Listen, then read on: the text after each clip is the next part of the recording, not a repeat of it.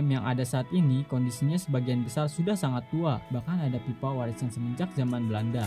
Dengan kondisi demikian, mengakibatkan kebocoran yang cukup banyak, sehingga air yang disalurkan melalui pipa ini tidak sepenuhnya teralirkan ke rumah-rumah masyarakat kota Bukit Tinggi. Selama tahun 2015 sampai dengan 2017 telah dialokasikan anggaran sebesar kurang lebih 15 miliar rupiah dengan total pipa induk transmisi yang sudah diganti sepanjang 16.522 meter yang terdiri dari pipa diameter 300 mm, 200 mm, dan 150 mm. 4. Pengendalian banjir Batang Agang.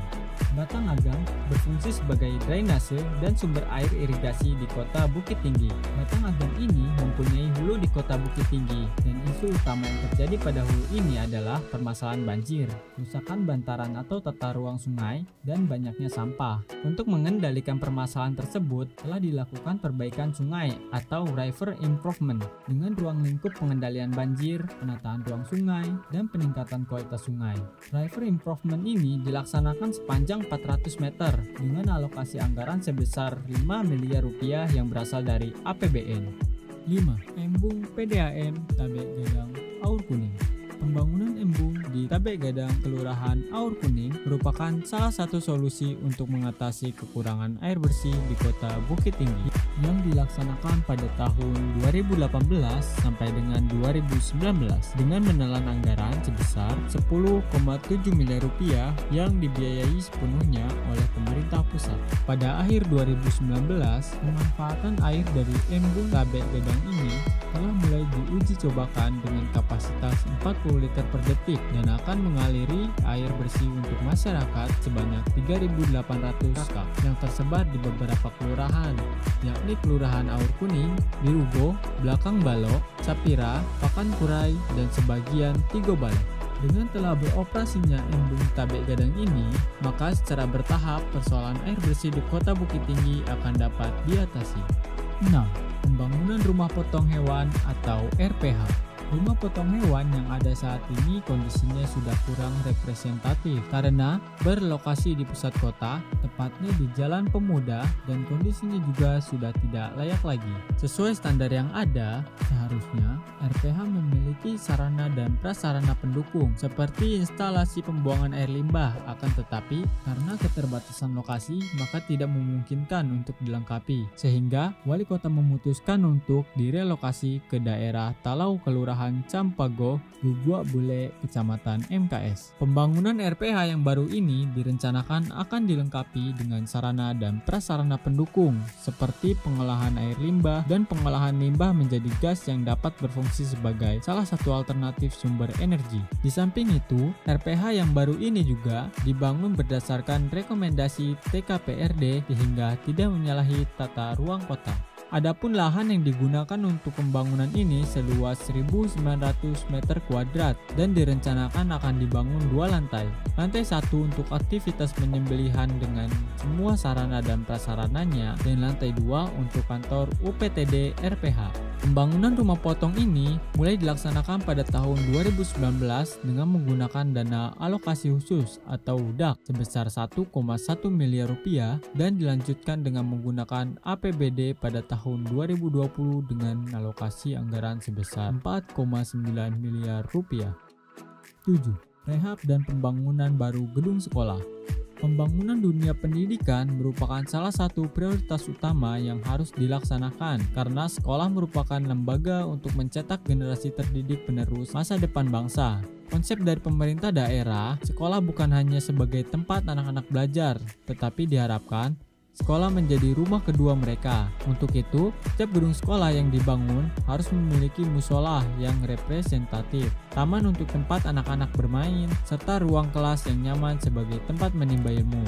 Hingga tahun 2020 ini, terdapat 15 sekolah yang sudah selesai dibangun dengan total anggaran Rp35.279.121.396 yang bersumber dari dana APBD Kota Bukit Tinggi yang terdiri dari 4 bangunan sekolah menengah pertama dan 10 bangunan sekolah dasar, yaitu SMPN 5 Bukit Tinggi Campago Ipo, SDN 06 Aur Tajungkang Tengah Sawah, SDN 02 Aur Kuning, SMPN Bukit Tinggi Pakan Labuah, SDN 19 Aur Tajungkang Tengah Sawah, SDN 09 Manggis Gantiang, SDN 06 Pulaya Anak Air, SDN 15 Pulaya Anak Air, SDN 01 Benteng Pasar Atas, SDN 4 Bukit Tinggi Kayu Kubu, SDN 05 Tarok Dipo, dan SDN 17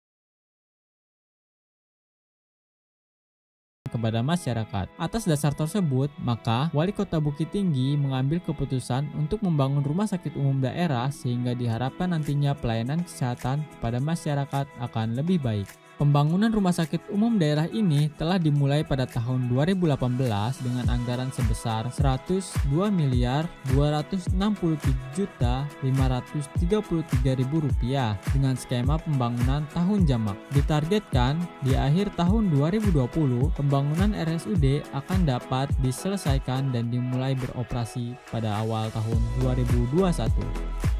12. Revitalisasi Taman Marga Satwa dan Budaya Kinantan. Kebun Binatang Taman Marga Satwa dan Budaya Kinantan atau yang sering kita sebut dengan TMSBK merupakan salah satu kebun binatang tertua di Indonesia. TMSBK menjadi destinasi unggulan bagi pengunjung yang datang ke kota Bukit Tinggi dan memberikan kontribusi yang cukup signifikan terhadap pendapatan asli daerah. Demi kenyamanan bagi pengunjung, serta untuk menjaga dan merawat satwa yang berada di TMSBK tersebut, pemerintah Kota Bukit Tinggi memprogramkan untuk melakukan revitalisasi TMSBK yang dimulai dengan penyusunan master plan pada tahun 2018. Pembangunan tahap 1 telah selesai pada tahun 2019 yang meliputi zona 1 untuk kandang aviari dan zona 2 untuk kandang reptil dengan anggaran sebesar Rp9,1 miliar. Selanjutnya, untuk pembangunan tahap 2 yang meliputi zona 3 yakni untuk kandang harimau, tapir, dan gajah sedang dilaksanakan pada tahun 2020 yang akan datang dengan anggaran Rp15 miliar. 13. Pembangunan mal pelayanan publik. Pembangunan mal pelayanan publik bertujuan agar masyarakat mendapatkan pelayanan yang mudah, murah, dan nyaman karena semua pelayanan dari instansi pemerintah baik pusat maupun daerah serta BUMN atau BUMD akan ditempatkan di mal pelayanan publik dengan sarana prasarana yang representatif.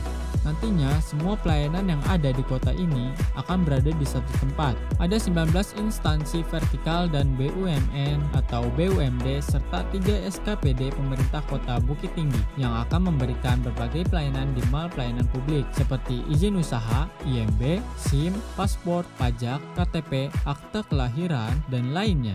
Kegiatan pembangunan mal pelayanan publik direncanakan membutuhkan anggaran sebesar kurang lebih Rp23 miliar yang pembangunannya dilaksanakan selama 2 tahap. Tahap pertama pada 2019 sebesar 12 miliar lebih dan tahap 2 pada tahun 2020 sebesar 10 miliar lebih. Ditargetkan di akhir tahun 2020 pembangunan mal pelayanan publik dapat selesai dan mulai tahun 2021 telah bisa dioperasikan. 14. Pembangunan rumah dinas wali kota. Pada 2019, rumah dinas wali kota telah selesai dibangun dengan menelan anggaran sebesar Rp16,9 miliar yang wali kota Bukit Tinggi alokasikan selama 3 tahun anggaran.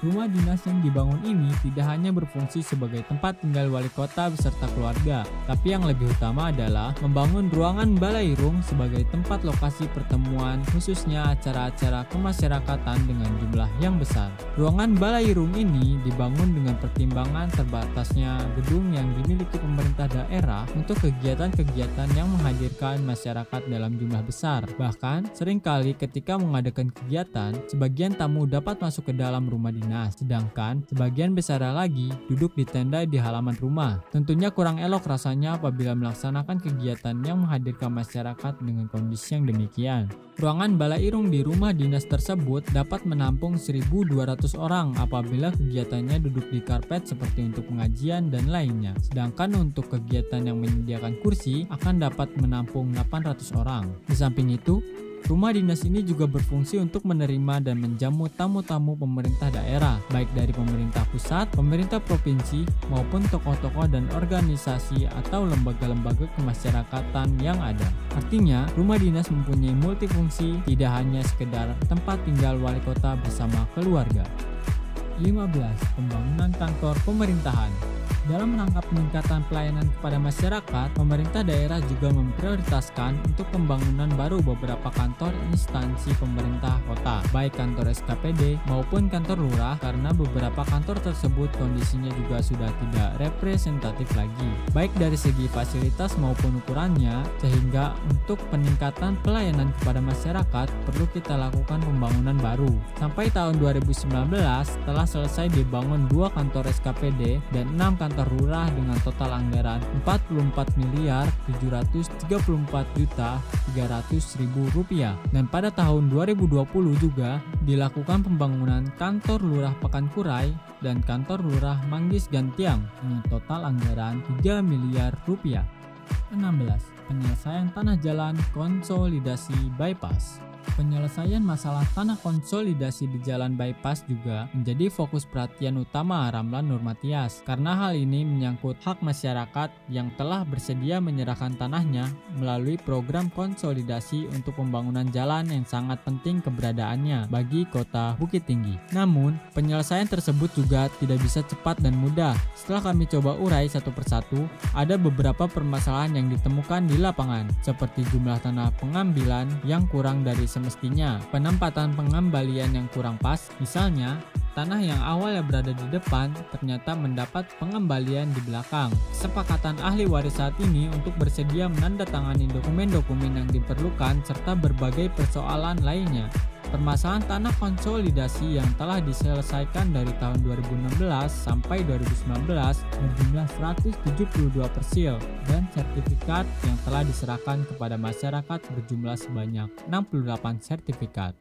17. Peningkatan jalan-jalan kota dan pembuatan jalan baru. Sebagian besar jalan-jalan kota sampai tahun 2019 juga telah selesai diaspal kembali. Hal ini dilakukan demi kelancaran transportasi masyarakat, sehingga tidak ada lagi jalan-jalan yang berlobang dan becek. Panjang jalan yang telah dilakukan peningkatan maupun pemeliharaan sampai tahun 2019 adalah sepanjang 45.435 km. Di samping itu, trotoar di kiri dan kanan jalan juga telah dibenahi dengan dilakukan pelebaran serta dipasang bangku-bangku dan lampu. Dengan trotoar yang bagus dan tertera dengan baik, diharapkan Kota Bukit Tinggi betul-betul menjadi kota yang ramah terhadap pejalan kaki. Panjang trotoar yang telah selesai dibangun dan diperbaiki kembali adalah 983,64 meter yang berada di sepanjang Jalan Sudirman, Jalan Hafid Jalil, Jalan Imam Bonjol, Jalan Haji Agus Salim, Jalan Yos Sudarso, Jalan Tuan Kunan Renceh, Jalan Ahmad Rifai, Jalan Tentara Pelajar, Jalan Kesehatan, dan Jalan Kinantang. Topografi Kota Bukit Tinggi yang berbukit menyajikan kondisi yang unik, di mana terdapat janjang-janjang sebagai penghubung dari satu tempat ke tempat lainnya di dalam kota. Salah satu janjang yang ikonik adalah Janjang 40 yang menghubungkan pasar atas dan pasar bawah. Terdapat beberapa janjang di Kota Bukit Tinggi yang memiliki nilai sejarah. Dalam rangka melestarikan janjang tersebut, pemerintah kota telah melakukan upaya rehabilitasi untuk membuat tampilan janjang-janjang tersebut semakin memikat dan memiliki daya tarik tersendiri, seperti Janjang 40, Janjang Pasanggerahan, Janjang Gudang, Janjang Syekh Inyak Batam, dan Janjang Minang. 18. Program Kota Tanpa Kumuh atau Kotaku. Program Kotaku merupakan upaya strategis dalam rangka meningkatkan peran masyarakat dan memperkuat peran pemerintah daerah dalam percepatan penanganan kawasan kumuh dan mendukung gerakan 100 di perkotaan. Kotaku menggunakan sinergi platform kolaborasi antara pemerintah daerah dan pemangku kepentingan lainnya, serta pembangunan infrastruktur berbasis masyarakat untuk mendukung terwujudnya pembangunan perkotaan yang layak huni, produktif, dan berkelanjutan.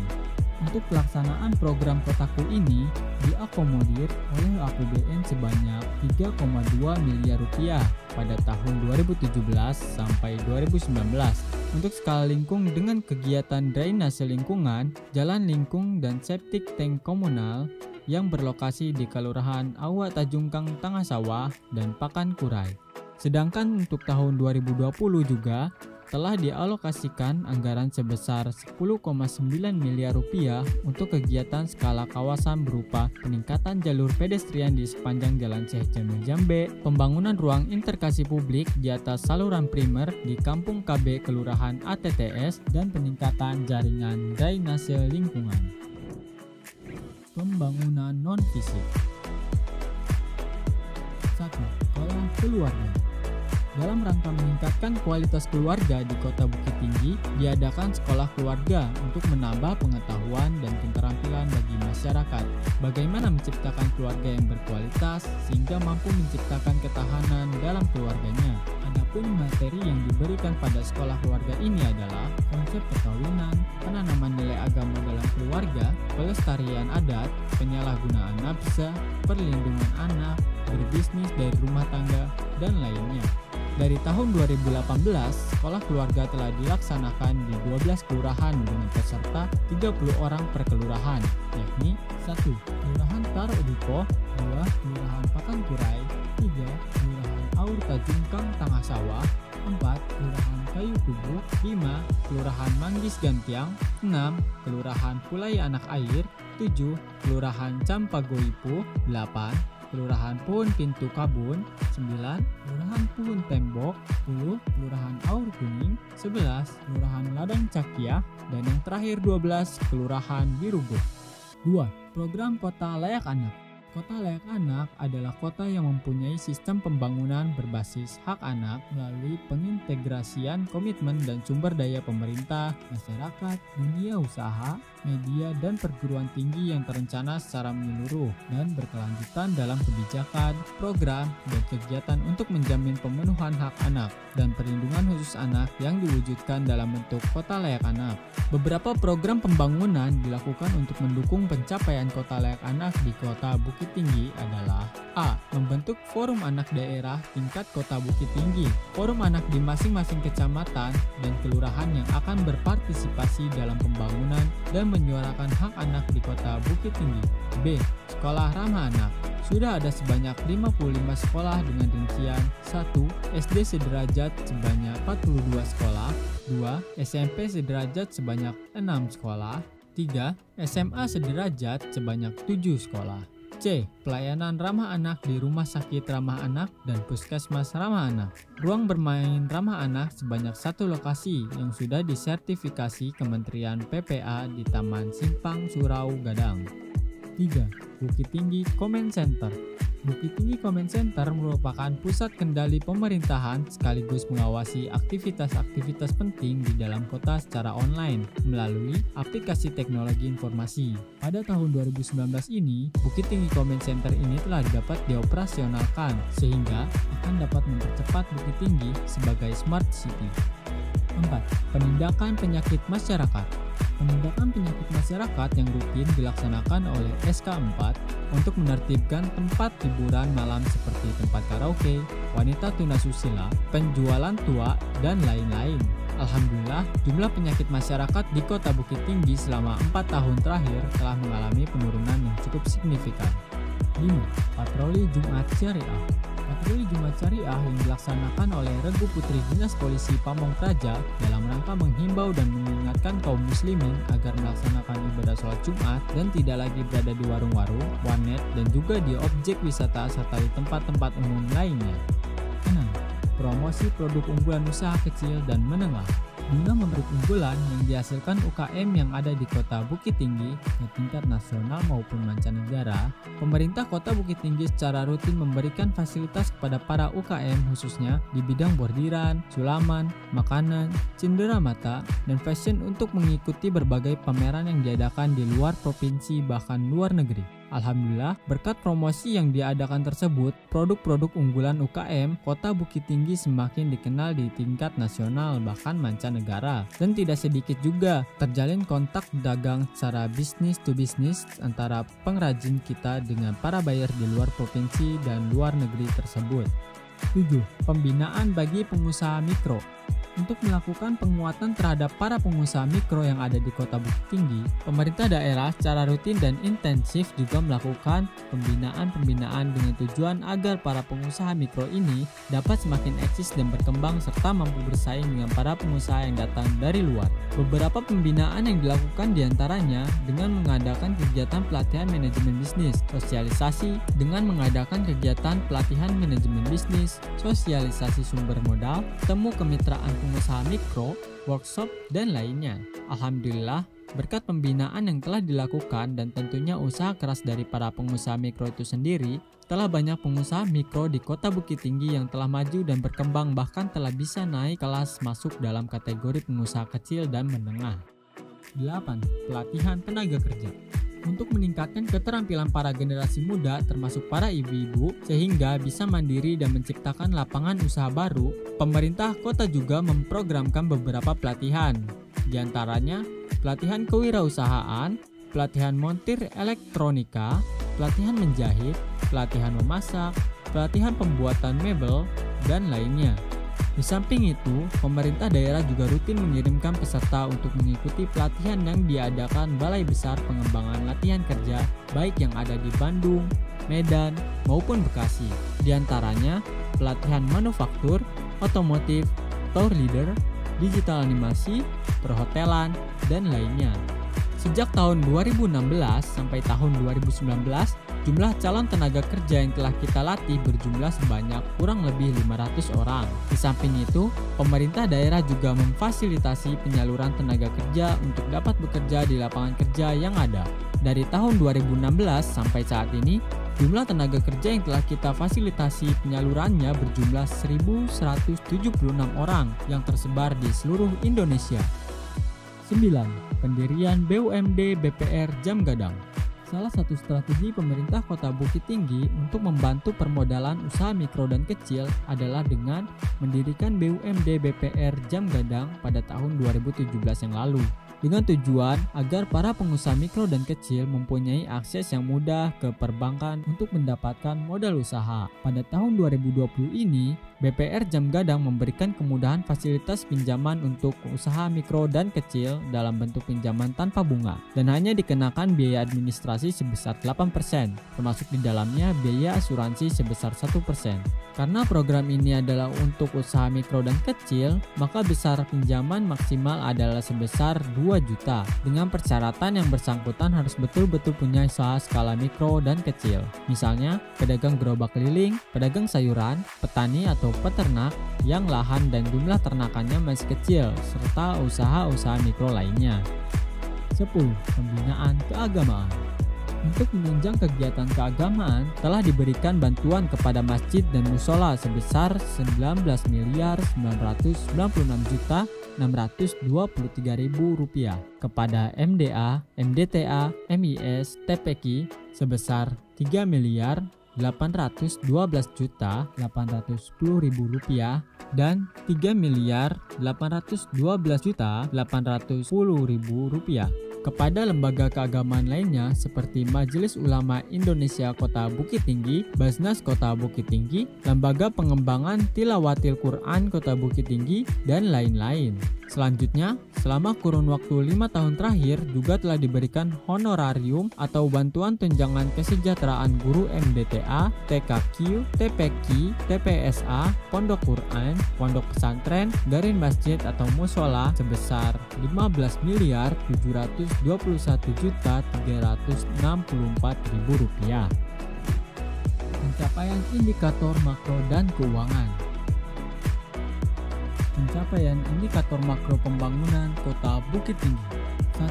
Angka pertumbuhan ekonomi. Pertumbuhan ekonomi Kota Bukit Tinggi tahun 2018 adalah sebesar 6,3%. Angka ini di atas rata-rata provinsi yang hanya 5,14% dan nasional yang hanya 5,17%. Pada tahun 2019 turun menjadi 5,88%. Provinsi menjadi 5,05% dan nasional menjadi 5,02%. Tingginya angka pertumbuhan ekonomi Kota Bukit Tinggi dibandingkan pertumbuhan ekonomi provinsi maupun nasional merupakan hasil dari pembangunan sarana dan prasarana ekonomi yang telah dilaksanakan. Selama 5 tahun terakhir, Angka pertumbuhan ekonomi terjadi penurunan sebagaimana grafik di atas. Namun, ini adalah dampak secara nasional karena pertumbuhan ekonomi provinsi dan nasional juga mengalami penurunan. 2. Pengeluaran per kapita. Pengeluaran per kapita Kota Bukit Tinggi tahun 2018 adalah sebesar 13,4 juta. Angka ini di atas rata-rata provinsi yang hanya 10,64 juta dan nasional yang hanya 11,6 juta. Angka ini menggambarkan bahwa daya beli atau kemampuan masyarakat Kota Bukit Tinggi dalam membelanjakan uangnya adalah senilai 11,6 juta per orang. Pengeluaran per kapita atau daya beli juga berkaitan dengan pendapatan. Semakin besar pendapatan, maka daya beli akan semakin tinggi. 3. Tingkat kemiskinan. Pada tahun 2016, terdapat 6.810 penduduk yang dikategorikan miskin di Kota Bukit Tinggi atau sebesar 5,48% dari total penduduk. Tahun 2017 turun menjadi 6,754 penduduk dikategorikan miskin atau 5,35% dari total penduduk, dan tahun 2018 berhasil diturunkan menjadi 6.315 penduduk miskin atau sebesar 4,92% dari total penduduk. Meskipun permasalahan penduduk miskin di Bukit Tinggi merupakan permasalahan yang rumit, mencakup berbagai aspek termasuk aspek perpindahan penduduk atau migrasi, namun penurunan tingkat kemiskinan tahun 2018 merupakan penurunan tingkat kemiskinan tahun-tahun sebelumnya. 4. Indeks pembangunan manusia. Indeks pembangunan manusia Kota Bukit Tinggi tahun 2018 adalah 80,11. Angka ini jauh di atas indeks pembangunan manusia provinsi yang hanya 71,73 dan nasional yang hanya 71,39. Tahun 2019, indeks pembangunan manusia menjadi 80,71.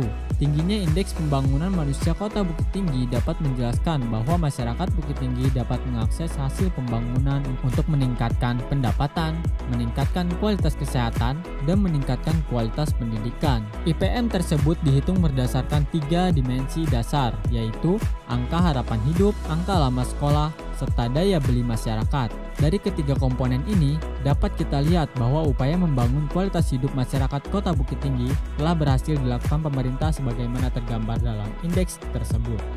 Kinerja keuangan. 1. Persentase belanja langsung terhadap APBD. Belanja langsung adalah belanja program kegiatan dalam APBD yang ditunjukkan langsung untuk kepentingan dan kebutuhan masyarakat pada tahun 2020. Porsi belanja langsung naik sebesar 108,89% dibandingkan pada tahun 2015 yang lalu. Pada tahun 2015, porsi belanja langsung hanya sebesar 299.934.349 rupiah atau 43,61% dari APBD. Sedangkan pada tahun 2020 ini telah mencapai 623,183.188.357 rupiah atau 62,78% dari APBD.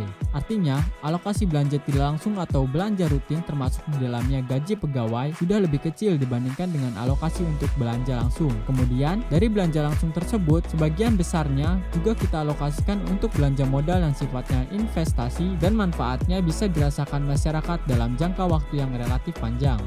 2. Belanja modal.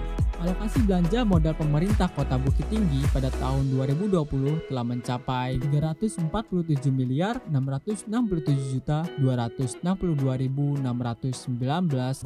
naik sebesar Rp256.749.109 atau naik 284,64% dibandingkan tahun 2015 yang hanya Rp89.920.803.510. 3. Pendapatan asli daerah atau PAD.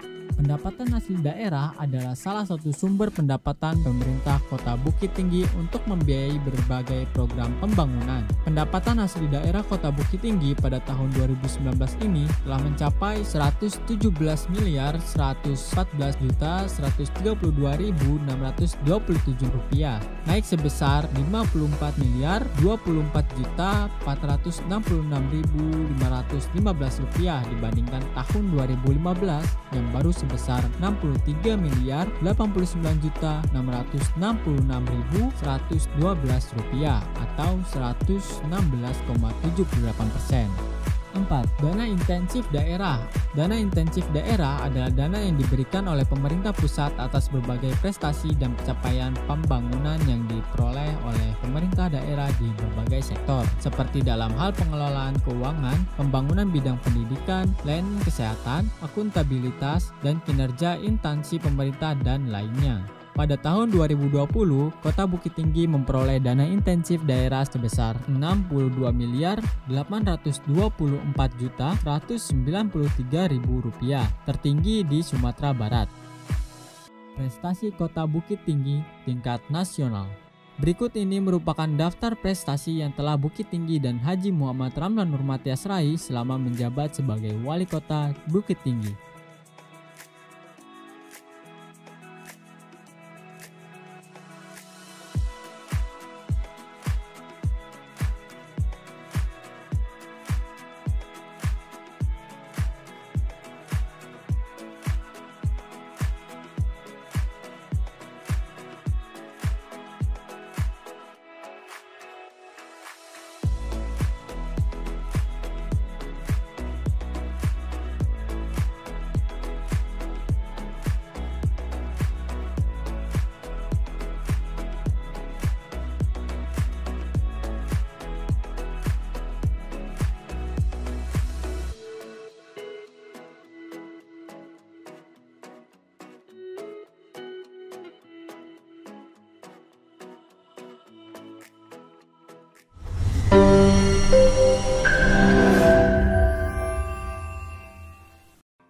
Terima kasih telah menonton video ini. Jangan lupa like, share, komen, dan subscribe.